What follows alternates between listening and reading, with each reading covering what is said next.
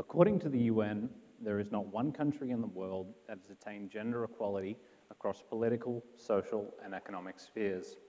There's a lot of research that indicates that equality across these spheres will result in a more just, peaceful, and sustainable world. Men need to stand up for this equality as well. This is a human rights issue. White Americans marched with Martin Luther King Jr., and heterosexual people attend Pride Days to celebrate homosexuality. Burmese leader Aung San Suu Kyi said, "Please use your liberty to promote ours." So how big is this problem? Well, less than 8% of the world's executives are women, and less than 22% of parliamentarians, with just 5% of countries having a female head of state. However, there's a strong correlation between the countries that have a high percentage of female parliamentarians and the countries that do well on the Legitim Prosperity Index, which takes 8 criteria to measure a country's prosperity. So what's stopping women from becoming leaders?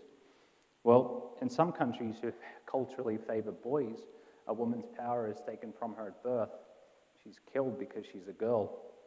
With China's evolving one-child policy and India's dowry system, having a baby girl can be unwelcome.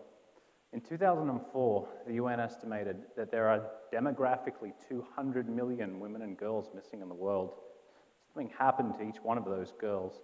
And the most common thing was they were either sex selectively aborted or they were killed immediately after birth because there was no way to determine sex beforehand.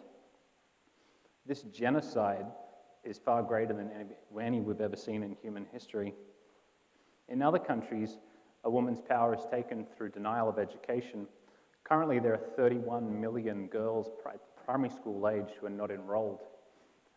And the ones that are enrolled are more likely to leave due to forced marriages, sexual violence, and parents prioritizing sons' education fees. This lack of education for girls can't be understated. Overwhelming evidence shows that when we keep girls in schools at least past grade 7, they're more likely to have less children at an older age when their bodies can handle it, bringing down the maternal mortality rate. Educated women also know how to know their rights and how to get them, and they're also more likely to seek health care. In other countries, though, women have equal access to these basic rights. In fact, in North America, more women are graduating university than men.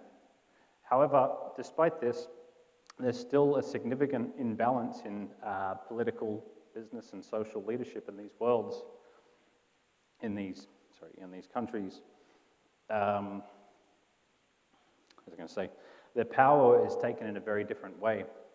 The easiest way to take someone's power is to convince them that they don't have any. That's exactly what the media is doing.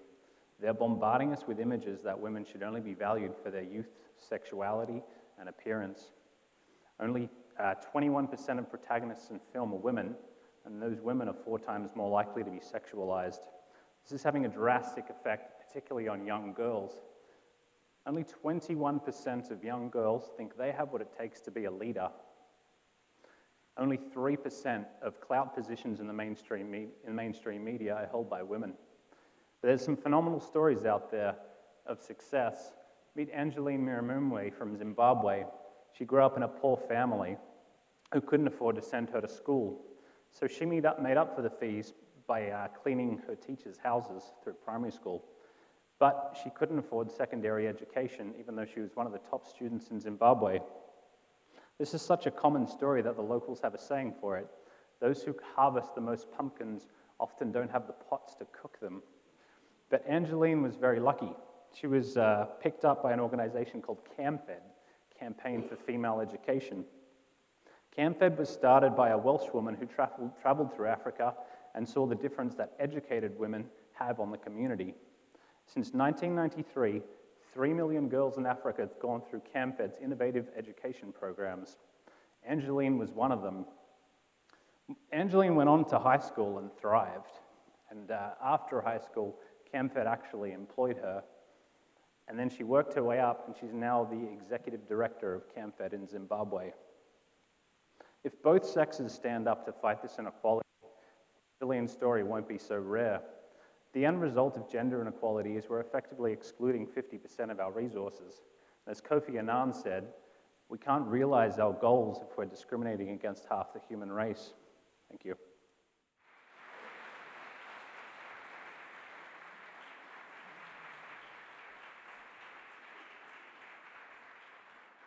So Joel's my fiance, so that was totally legit, I'd just like to say.